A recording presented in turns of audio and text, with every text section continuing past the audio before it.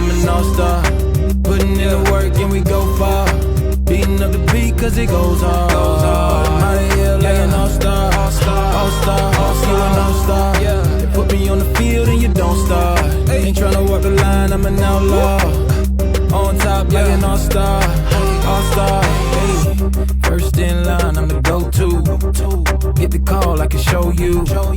Don't blink. So what's up mga homies? So another project na naman tayo. So may gagawin na naman tayong project ngayon. So ngayon, mag-Valentine's. Ito, isa sa mga project namin. So ito, ang ginawa namin, Honda Jazz na 1.5.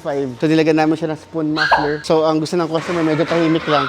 So ito yung nirecommend namin, spoon muffler. So ayan, custom made, gawa namin. Kung makikita nyo, tapos naka-laser cut flanges yung gamit namin. Ayan. Tapos ito yung pinaka-resonator. Ayan, 2-inch piping, syempre. Tapos flexible pipe para maiwasan yung vibration. Tapos nagtanggal rin kami ng catalytic converter.